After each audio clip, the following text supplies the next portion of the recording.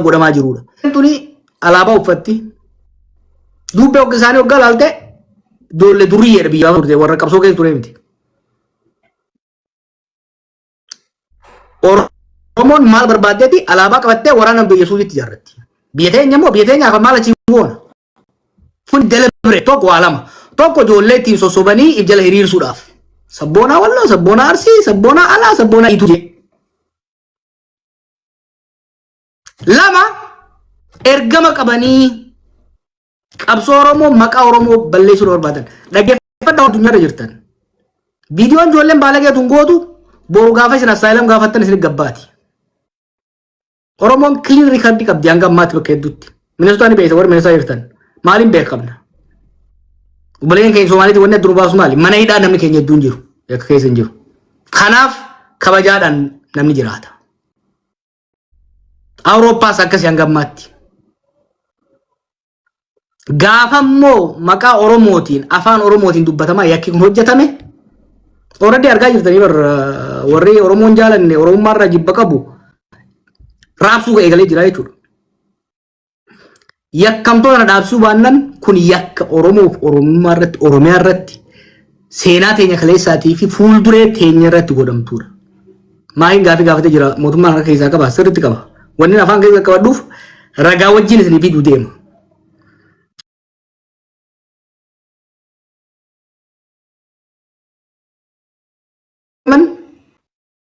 Afoosha bakkeetti ijaaran. Afooshaan du'aa jiruudhaaf sargiidhaaf namni akka qe'eetitti wal ijaaruu rakkoo hin qabu. Afooshaa walirra ijaaran. Afooshaa walirra ijaaran. Warri internet kanarraa waan gandummaa hedduu afuufaa ture. Waan an keessatti guddadde. Hawaasa ituu fi afran qalloo wanni jaamu nama walitti akkana wanni yoo takka argeen beeku. Fadhiitoo taateeti malee waanuma jarri isaan guddisee isaan barsiisan qabattee deemaa jirti malee kun deebi'ee isaanuma miidha. Viidiyoon kun eenyu fakka oolu beektaa Oromoo qofa maal yoo qofaa fi miti ka oolu warra kaan marroo qofa miti maqaa balleessu ka oolu. Mootummaa Oromoo warra fi hin jettu sanas addunyaa irratti hunoo jarri mootummaa Oromoo kan nama godhe himuu deeman jechuudha. Ifirra dhukaasaa jira namni Oromoo ta'ee waan akkanaa godhu ifirra dhukaasaa jira jechuudha. Kuni yakka hamaa deemaa jiru jechuudha. Dhimmi biraa ka an afooshatarraa rakkoo hin qabu. Afooshaan du'aa jiruudhaaf sargiidhaaf namni wal gargaaruun keessattuu akka bakka magaalaa namni 2,000, 5,000, 10,000 jiru keessatti namni 50 60 biraa haasa'u sun ergama qabaa beekaa sumni facaasu jira. Afooshaan dhummuugaa jiraannaan dhummuugaa misoomsuuf nama dhummuugaa yoo awwaaluuf karaa akka gargaaruuf bareeda. Gaafa immoo afooshaan dhummuugaa ijaarratee machaara hamachuu eegale summitti jira kana beekaa. Summitti jira kanaan deemu jira jechuudha. Kanaaf wanni kun hawaasa keenya irraa barbaadnu warri biyyaa dubbee manuu kannaa maaliif eessaa dhufee waan amma kalee deengata isin godhu taayitiin warra gargaaruun hin qaba ijoollee wajjin teenyee eenyu nuus namni sun eessa dhalatee sadda baasu jira date of birth maaliif ijoolleen hedduun tuni waraqaa waan hin qabneef baayogiraafii hin qabdu. Wanta kana hima warri waan kana keessa hirmaachaa jirtan. This will go permanently on your record. Fakkeenya suuti jirta intala takka tabbasteeti Ameerikaa dhufuu barbaaddaa jennu. Wallahi waan hin siimu. Gaafaan an si qabe rekoordii keessa seenta. Gaafaat embaasii dhayte si gabbaa wanni adda leete san because I am going to submit your bios. Fuula kee, sagalee kee, viidiyoo kee submitting godha. As a dangerous criminal. Okay. Azirra Ameerikaatti jana jaluun hin ta'u dhiifama biyya maqaa waan jirruufi. Jana jantus achi dhaquun dandeessu siin jedha. Kan jala murasitti waan nin beeka hawwii mee akka qaban. Haga fedhe osoo fiancé qabaatte yakka akkana hojjannaan I will make it my life mission you will never make it there. Maaliifi warra hangam walitti qabee amma boodanii maxxansa. Already galcheetiin jira.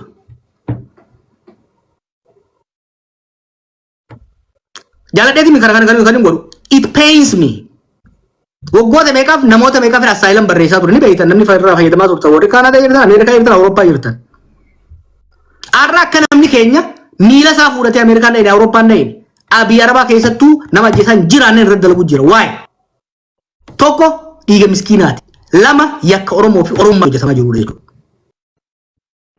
Umidi hangaan jiraadde Oromoo fi carraaqee Oromiyaa fi carraaqee uummata keenyaa fi carraaqee. Wanni ana qofa miti na dura warri na dura aarsaa kenne. Lubbuu isaa itti wareegee waggaa isin itti taphattan usnee ilaaluu hin dandeenyu jechuudha. Dantaa namoota dhuunfaatirra dantaa sabaaf uummataatiif yeroo kamiyyuu caala. Kanaaf irra waliin dabarru kana beekaa sirriitti. Kan waan jechuu barbaade asli namoota kaaniifis carraa kana. Galatoomii hedduu galatooma ulfaadhaadha. Namoota hedduu keessaanis nu dararu jira. Amzaa fa'a dhiifama namni yaada kannate yaada warra yaada kannatu ol buufna ol baafna. Enggak. Jechumaaf hin barbaade. Hedduu galatoomii. Si tolchaara rakkoon qabu. Galatooma ulfaadha. Azumaanuu mucaan kun katanarra walaloo haala jireenya irratti barreessee ati poosti goote walaloo ergaa qabdu barreesse sanii dhalataa wallooti gaachana sabaa jedhama. Mee gaachana jechaa turte waan amma deemaa jiru ka ijoolleen gandaaf gandaan abukaatoo gandaa taatee wal fixxu dhiyooma kana gaara san keessa deemtee gaara san keessattillee rakkattee turte tumamtellee turte yoo dogoggoruu baadhee viidiyoo akkasii argee ture. Qaaman dhiyoo kana achiin deemte yoo xiqqaate yeroo muraasa dura waan kana akka nama qaamalleen dararaan kun sirra ga'ee tokkotti mee maaltu jira Jawaar illee gaafii maal qabda rakkoon isinirra ga'aa jiru kun akkamiin furamuu danda'a maddi isaa hoo maali kana walumatti illee nu ibsillee gaafii Jawaar qabdullee gaafatta dura nu ibsi kai maaltu isinirra ga'aa jira. Assalamu alaikum warahmatullahi wabarakatuh. Hundumti keessan bakka kanatti argamuu keessaniif hedduu takkan gammadee kabajamoo bojoo aare isinillee arguu kiyyaaf isin biratti dhiyaatu kiyyaaf hedduu takka gammachuu qaba. Kanatti aansee mana kanatti warri ol na harkiftanillee ulfaadhaa isiniin jecha. Yaada kanarratti wanni ani qabu bakka kana jidduu wanni jiru yoo jiraate rakkoo sammuu yoo ta'e malee rakkoon jira jee yaadu. Ilmi namaadhaa tokko karaa kana keessa akka tahee gaafa dhufee biyya namaa kana gahu rakkoo jijjiirrachuuf malee rakkoo ofirratti dhaluuf miti. Namni kamiyyuu ni rakkatu malee immoo dhiifama audio godhachuuf. Rakkoon tokko yeroo uumamu tokkotti madda qaba. Maddi isaadhaa eenyu akka ta'e immoo Rabbi haa beeku. Maaliif akka ta'e immoo sababa hin qabu. Biyya kanatti namni kan wal fixaa jiruuf kan lubbuu wal balleessaa jiruuf duriyyoonni ittiin beekamtii barbaaduu fi dhiiga ilmaan miskiinatiin ittiin fooloo barbaaduudha malee wanni asirraa argataa jira yoo jiraate gonkuma hin jiru. Lubbuu ilmaan namaa irraa ilmaan namaa ajjechisiisaniiti ofii isaaniitiif fooloo itti barbaadan. Yoo fooloon laayif irratti yoo namni 2,500 hin jiraanne nama hin tuman. Kuni maal jechuudha achirraa fooloo barbaaduudha malee ilmi namaadhaa tokko rakkoon inni itti waltumaa jiru gonkuma hin jiru. Kanaaf ammoo furmaata jiruun xiqqoo takka haga tokko kan furmaata taajee yaadu. Gama tokko goruun jaaladhanii abbaan barbaadeen jaalataa abbaan barbaadeen jibbaa. Namni ani nama gama kiyyaadha yookaan gama walloo jiru namaan beeku yookaan hin dhossee kan arsii qofarratti qubalaadhu kan argee qofarratti kan jimmaa qofarratti qubalaadhu yoo ta'e furmaatichi gonkuma argamuu hin danda'u.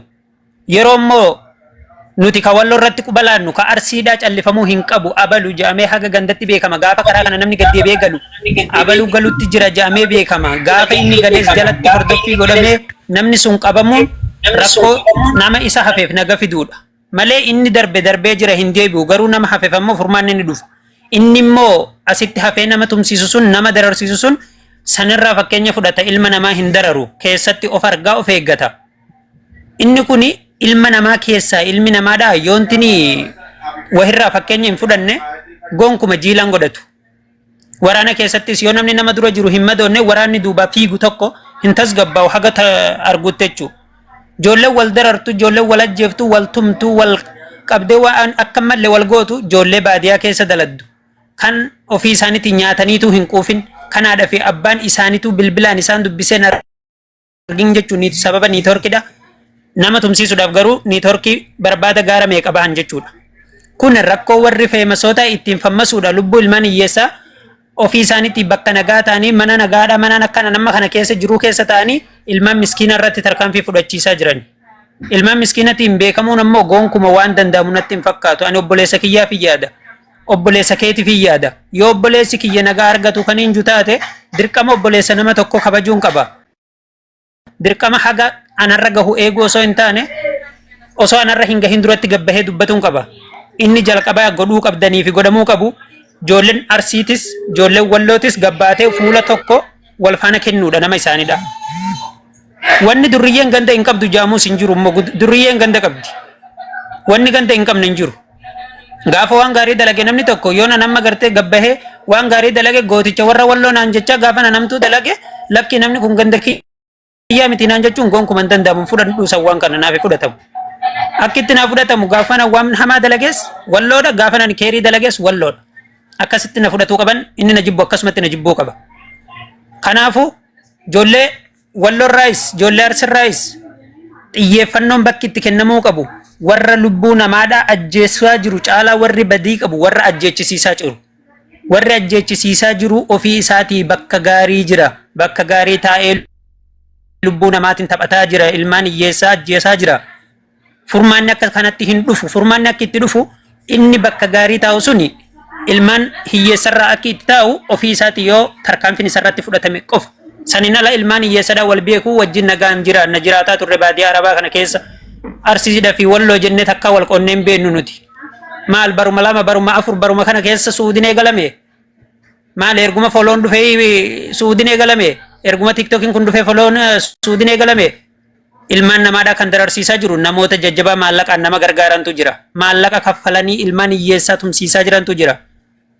Argamaa jira viidiyooleen ragaa garaagaraa bahaatis jira. Isinitti hin dheeressu yoo carraan argame yeroo biraa isinitti deebi'a galatooma. Gaafin Jawaar irraa qabdoo jira. Kun yaada keeti. Galatoon. Okay, galatoomadha. Gaafin Jawaar irraa qabu yoo jiraate nuti waa'ee tokkummaa irratti anamma gaafii qaba. Gaafin kiyya tokkummaa irratti yeroo gama biyyattiin darbu garuu wanni kun dhimmi ajandaan ajandaa ijoollee gandummaa kana waan ta'eef tokkummaa keenya kanaaf furmaanni isaadha hayyuudha. Hayyuun ammoo nuti tokkummaa irratti nu jabeessuudhaaf dirqama isaanirraa wanni barannu akka daa'ima tokkotti anamma hayyuu dura dhaabbadhellee dubbachuun ni ulfaata. Osomaa gooramaa na qabu osomaa garaan na dhukkubu osoo dubbadhaa dhiifama naa godhaadha. Namni tokko hayyuu laalladhee anamma hayyuu jalattiin deemuu barbaada. Hayyuu jalaan deemuu barbaada. Garuu gaafa tokkummaa irratti nu ajajan ni jabaanna. Gaafa garuu hayyoota jeddutti rakkoon uumamu gaafa hayyoota jeddutti mariin hin jirre hamileen nu caba. Keessattuu sababa paartiitiin Oromoon garaagaraan yeroo qoqqoodamee hayyoonni wal qoqqoodanii jaannatti dhaga'ama dhugaa rabbi akka nama tokkotti akka keessattuu daa'ima tokkotti hamileen na caba. Yeroon warroota siyaasaa Amaaraa laalu Oromummaa irratti xiyyeeffatan malee paartiidhaan isaan ofii isaaniitii wal dhabdee keessoo isaanii keessumatti wal komachaa garuu immoo rakkoo jiru rakkoo isaanii keessumatti furatan.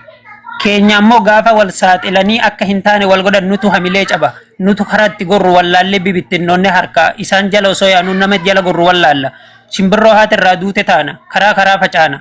Kanaaf hayyuun keenya hayyoota jiranillee akka ofitti nuu qabanii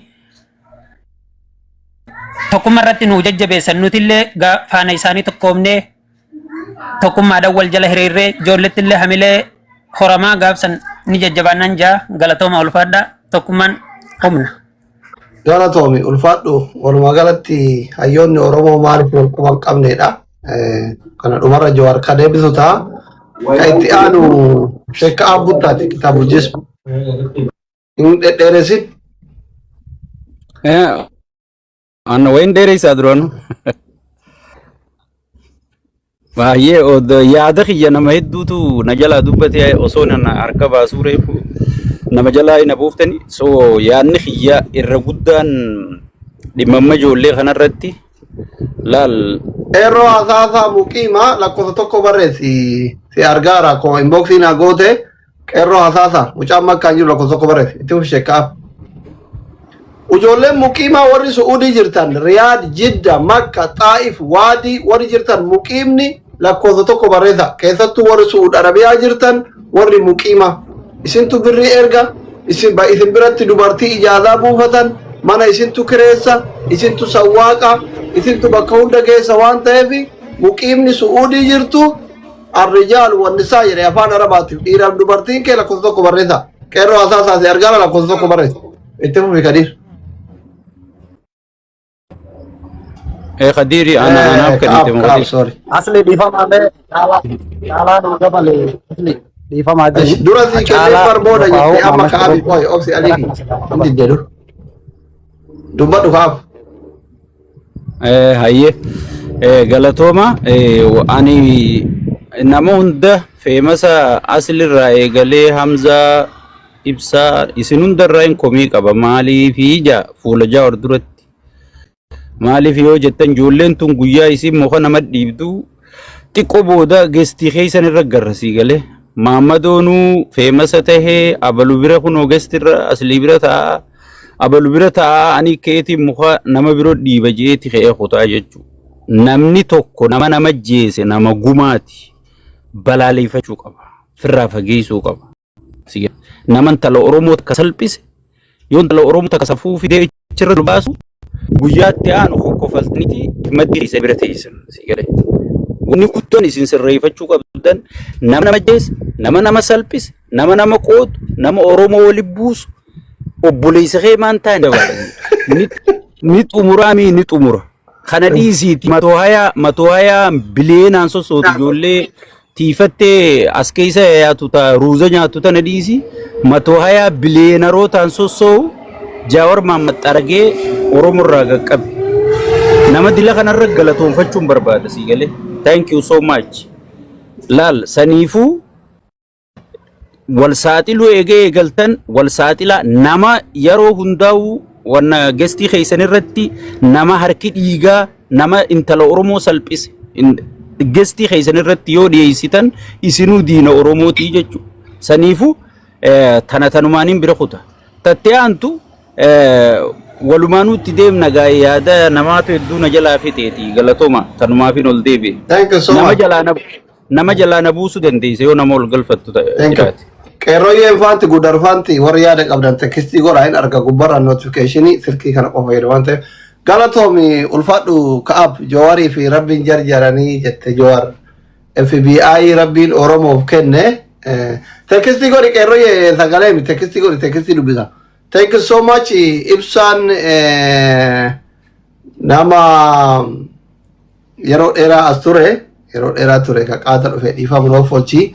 Ibsaan I think yoo dogoggoruu baadhe Ahmadii wajjin kitaaba Jawaar bitatanii dhungatanii danatti fakkaate Jawaar gurbaan kun eenyu jedhe kalee barreesse. Ibsaa gaafa kitaaba Jawaar bittan sanii Jawaar fuula keessa isin hin laalle akkamitti Jawaar maqaa isaa wallale tokko achirraa kana lammata yaada keetti fuu hidutti dheeressini waa'ee keetii fi waa'ee Ahmadillee keessa nuu bayi kitaaba bittan san dubbiftanii achirraa ka'ii dubbadhu. Duraan dursee uummanni Oromoo hawaasni bal'aan asitti argamtan hundi keessanuu galatooma akkasuma immoo abbaan Oromoo fi Oromiyaa jawwee baga walitti deebinee wal agarree karaa gaaffii asirratti hoggoon deebi'u kitaaba dubbiftanii bakka takka irraa guutuutti hin finne xuxxuynee jirra. Yeroo san keessatti namni asitti Niizerlaanditti jalqaba irraatti bitee carraa naa kennaniiti haa galatoomanii koominiitiin asiitis. Kun deebiin taanana fakkaatti fuula keessa wallaaluun hin jirtu girgiri jira. Saniifi karaa yaada kiyyaatiin deebi'a gaafis nan qabaa jawweedhaaf jechuudha. Gaafiin tiyya tokkoffaanii akkana jetti jawwee wanni jirtu yeroo mara ka'umsi waan kana yeroo Oromiyaa keessatti rakkoo mudateedha. Rakkoo hawaasa Oromoo buqqisuu gaafa nuti ajandaa kana godhanna jennu ajandaan kun dhufa waan kan akkamiin laaltee bakka tana qabxii sanaa qabadhu inni lammaffaa immoo uummanni waan akkanaa kana walirra laawwatu Arsis ta'ee Hararges ta'ee bakka bu'u hundi isaanii yeroo hedduu warroota si balaaleffatanii si arrabsanidha.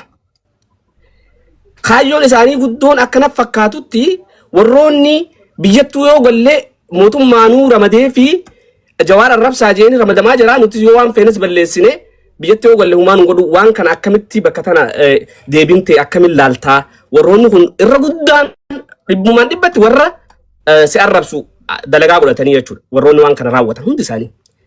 Sodaan isaaniif keessatti illee hin qabne biyyatti soo galle waan takka waan jawaaris nu godhus hin jiru waan hawaasattis fiduu hin jiru tak qabxiin lama tana qabxiin itti aantu reefu tuuxee turte afooshaa waa'ee afooshaa jechuudha. Afooshaan Awurooppaa uummata kan qabdu sun naabbee keessan jira.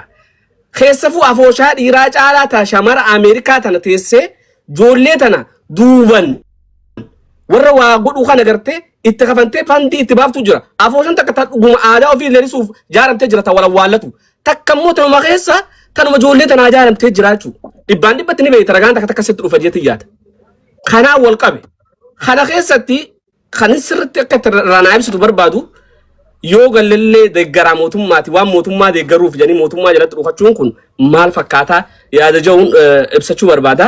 Yaadni kiyya kana haafe gaana duras dubbatanii galatoomaa deebinee wal arguu kiyyaaf.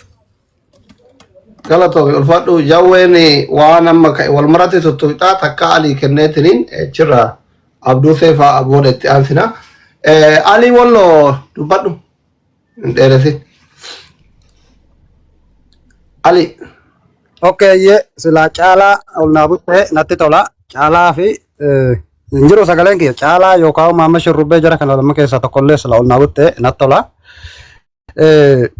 Oke, waan amma deemaa jiru irratti xiyyeeffannee yoo dubbanne waan hedduu nama gaddisiise gaa kan namoonni beeka. Wanni kun diddeebi'ee marsaa takka lama qofan miti waan hedduu diddeebi'ee nu dhufaa jiru. Keessaa'u annama gartee na beekta asli annama gandummaa yookaan waan amma ajandaa deemu kana keessaa illee harka qabumme jalqabarraa kaasee hanga yoonaa kanatti illeedha. Gaafa duraatillee suumaa wajjiniin akka wanni kun dhaabbatu hedduu yaalii godhaa turre. Namoota tokko tokko wajjiniin illee hedduu gurubbii taanee karaa waasaappiitiin illee hedduu akka wanni kun dhaabbatu jalqabumarraa hedduu yaalii godhaa turre. Wanni suni wal nuuf hin qabne. Haa ta'uti akkuma ta'eefuu dhaabbatee qabbanaa jennee turre nutti tolee ture alhamdulillah jennee turre amma immoo bifa addaatiin nutti deebi'ee. Wanni amma deebi'aa jiru kun ka'eetti sa'ati. Yaa Caalaa Hussein akkasuma Maamma Shurrubbee. Lakkoofsa isaa barbaadaa ture yoo jedhamu dubbadhu. Caalaa Abaabuu darbadhu yaa. Amma wanni kun ka'eessi sa'aatii eessaa dhufte? Baalageen bakka hunda jirti. Baalageen Walloo keessallee ni jirti. Arsii keessallee ni jirti ni beekna. Garuu ka'eessi waan kanaa yeroo mara Oromoo kutaa hundaatti fakkeenyaaf Saudi Arabiyaa kana keessatti Oromoo kamtu baay'ata? Arsii, Walloo, Jimmaa, Harargeedha. Uummata kana hundatti kamtu yeroo hunda quba laatee kamtu yeroo hundatti bu'aa jira waan jedhamu kana waliin nu beekna. Maqaa kutaa kamii dhaate? Ani amma Arsii yookaan Walloon jedhu. Sababni isaa Arsii fi Walloon uummata nagaati, hawaasa nagaati, hawaasa kabajamaa fi jaalatamaadha. Nin jaaladhallee.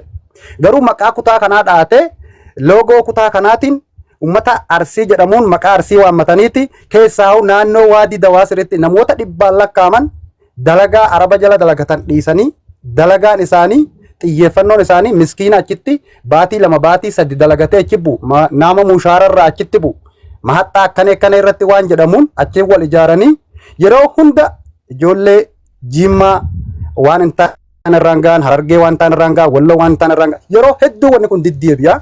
Wanni kun maaliif nurraan dhaabbate hin dhaabbanne nurraa qabadhaallee jedhame iyyamee akka beektu gaa walumaan durarraa qabeeti wanni kun maaliif hin dhaabbanne ammallee wanni kun furmaatii yoo karaa kamiin argama araaramaan guddummaatiinis akka feemisummaa sagaleen dhageettii argatamu tokkoonis jedhamee hedduu wajjinillee waan kana itti buuneera duraan waggaa sadi kana yoo yaadatta ta'e wanni kun hedduu nu diddeebi'e ammallee gaaffiin ijoollee Walloo fedhiin ijoollee Walloo waa tokko wanni ishiin barbaaddu wama tokko nagaa nun tuqinaa qofa waan biraatiin miti.